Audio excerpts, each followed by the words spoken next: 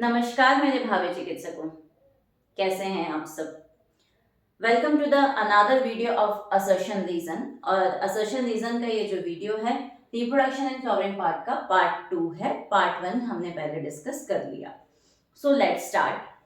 Cross pollination is the only means of pollination in the unisexual flower. Unisexual flower जो हैं उनमें जो pollination है वो कौन सा पॉलिनेशन है? क्रॉस पॉलिनेशन होता है।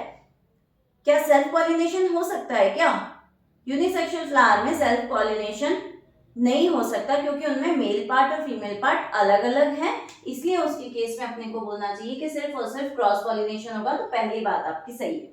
Self sterility is the only way to prevent self pollination. Self pollination को रोकने के लिए self sterility is the only method. क्या ये बात सही है?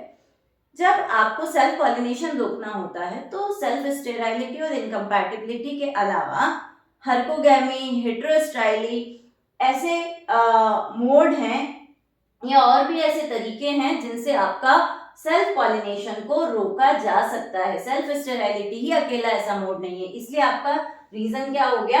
रॉन्ग हो गया। तो असर्शन राइट है, रीजन रॉन्ग है।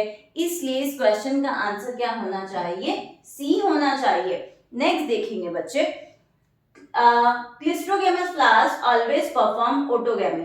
क्लिस्ट्रोगेमस फ्लावर्स कौन से होते हैं? जो क्लोज रहते हैं। उनके यहाँ पे हमेशा क्या होता है? ऑटोगैमी होती है। ठीक है, क्या उनके यहाँ पे अगर वो फ्लावर ओपन होते तो दूसरे और भी चांसेस बनते, क्योंकि वो क्लोज रहते हैं इसलिए उनके यहाँ पे हमने कहा ऑटोगैमी होती। तो ये पहली बात आपकी सही हो गई।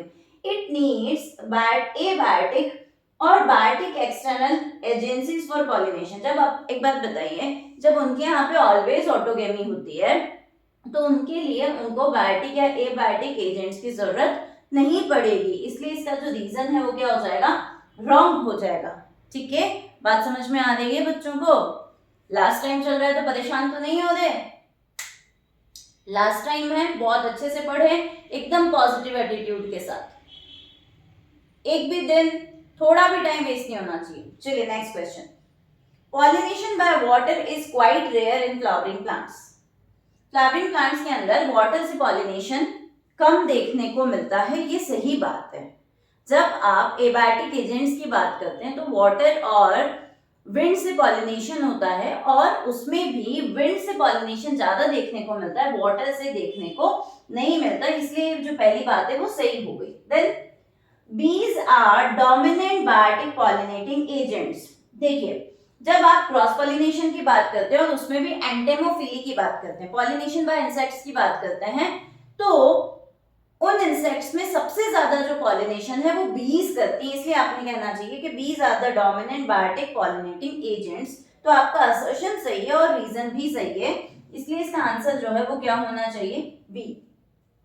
Next question, banana is an example of parthenocarpic fruit. Banana जो है पार्थिनोकार्पिक फ्रूट का एग्जाम्पल है। क्या ये बात सही है? हाँ जी, बनाना जो है वो पार्थिनोकार्पिक फ्रूट होता है। तो आपका असर्शन जो है वो क्या हो जाता है? सही हो जाता है। रीजन देखेंगे बच्चे, parthenocarpic fruit develop without fertilization. जो पार्थिनोकार्पिक फ्रूट है वो बिना फर्टिलाइजेशन के बनते हैं। हाँ, जब भी आप बात करते हो ट्रू फ्रूट, फॉल्स फ्रूट और एक और फ्रूट है आपका पार्थिनोकार्पिक फ्रूट। ऐसे फ्रूट जो बिना फर्टिलाइजेशन के बनते हैं उन्हें क्या कहा जाता है? पार्थिनोकार्पिक फ्रूट कहा जाता है। तो ये बात आपकी क्या हो गई? सही हो गई। अब ए है या बी, वो क्या है? देखो, बनाना एग्जाम्पल तो है पार्थिनोकार्पिक फ्रूट का, ठीक है, ये आपने फैक्ट याद रख लिया। पर आपने कहा क्यों उसको पार्थिनोकार्पिक फ्रूट? क्योंकि वो बिना फर्टिलाइजेशन के बनता है, इसीलिए आप उसे पार्थिनोकार्पिक का एग्जाम्पल बता पाए, इसीलिए आप उसे पार्थिनोकार्पिक फ्रूट की कैटेगरी में रख पाए। ठीक है, तो असर्शन सही है और रीजन जो है इसको एक्सप्लेन कर रहा है। दैट्स व्हाई इसका answer should be A. Next question देखो बच्चों, unisexual flowers have separate male and female parts. Unisexual flowers, जैसे कि मैंने कहा कोई फ्लावर जो है आपका क्या है जिसमें सिर्फ स्टेमन है, बोला स्टेमिनेट फ्लावर। फिर मैंने बोला कि जिसमें सिर्फ पिस्टल है, बोले पिस्टिलेट फ्लावर। तो यूनिसेक्सुअल फ्लावर में सेपरेट मेल और फीमेल पार्ट्स होते हैं, अलग अलग। मेल फ्लावर में मेल पार्ट, फीमेल पार्ट में फीमेल फ्लावर में फीमेल पार्ट। तो पहली बात आपकी क्या हो गई है? सही हो गई है। नेक्स्ट जो लिया हुआ है रीजन, बोथ मोनोशियस और dioecious plants have unisexual flower. Both monoecious और डायोशियस प्लांट जो होते हैं उनके पास यूनिसेक्सुअल फ्लावर है। देखिए अगर आपने बोला मोनोशियस प्लांट तो उसके पास दोनों, उसी के अंदर दोनों मेल फ्लावर भी और फीमेल फ्लावर होते हैं। पर डायोशियस प्लांट जो है उनके अंदर मेल प्लांट और फीमेल प्लांट अलग अलग होता है, जिसमें एक पे आपका मेल फ्लावर और दूसरे पे फीमेल फ्लावर लगते हैं।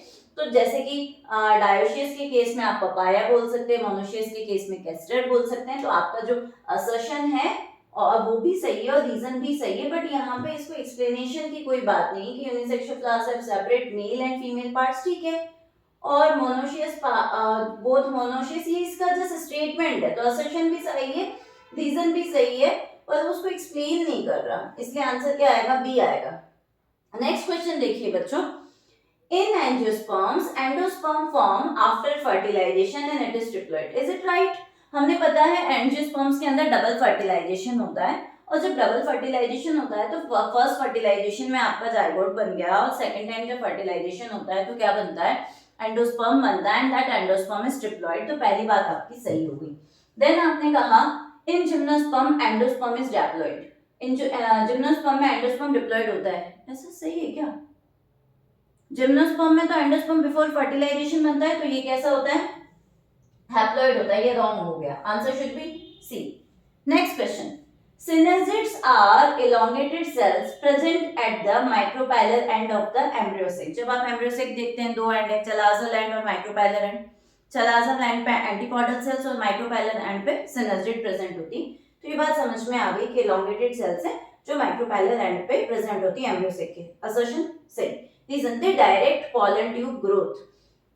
सिनाजिड जब होती हैं वो pollen tube को डायरेक्ट करती हैं, ठीक है, क्यों? क्योंकि उनके यहाँ पे फिलिफॉर्म एपरेटस प्रेजेंट होता है। तो असर्शन तो आपका सही, रीजन भी सही है, पर यहाँ पे ये इसको एक्सप्लेन कर रहा है क्या कि सिनाजिड डायरेक्ट करती है किसको, और पॉलन ट्यूब की ग्रोथ को, ठीक है।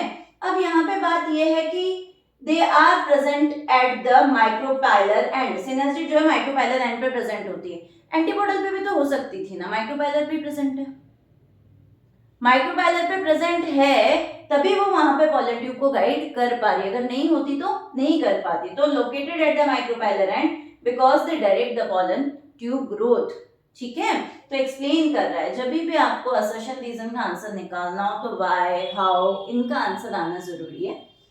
तो आपका असर्शन राइट है, रीजन एक्सप्लेन कर रहा है, then answer should be A. Next question, during dormancy metabolic activity of the embryo slows down. जब डोरमेंसी पीरियड रहती है तो एम्ब्रियो का मेटाबॉलिक एक्टिविटी स्लो डाउन हो जाती है, ठीक है, इसीलिए वो डोरमेंट स्टेज में कहा जाता है, क्योंकि मेटाबॉलिक एक्टिविटी कैसी होती है, स्लो होती है। असर्शन आपका सही है। Reason, dehydration and dormancy of the mature seeds are crucial for storage of seeds. Seed के अंदर अगर डिहाइड्रेशन कंडीशन है और अगर वो डोरमेंट है तो वो स्टोरेज के लिए क्रूशियल स्टेज मानी जाती है। बिल्कुल ये सही बात है, ये जो आपका रीजन का मैं स्टेटमेंट दिया हुआ है ये बिल्कुल सही बात है। अब क्या ये इसको एक्सप्लेन कर रहा है क्या, दोनों अपने आप में अलग अलग बात है। ये जरूर है कि अगर ऐसा होता कि dehydration and dormancy of the mature seeds are crucial for the storage of seed. क्यों? क्योंकि डोरमेंसी के दौरान मेटाबॉलिक एक्टिविटी स्लो हो जाती है। एक बात बताओ, अगर किसी एम्ब्रियो की मेटाबॉलिक एक्टिविटी फास्ट हुई तो वो तो ग्रो करने लग जाएगा, फिर आप उसे स्टोर थोड़ी कर पाओगे।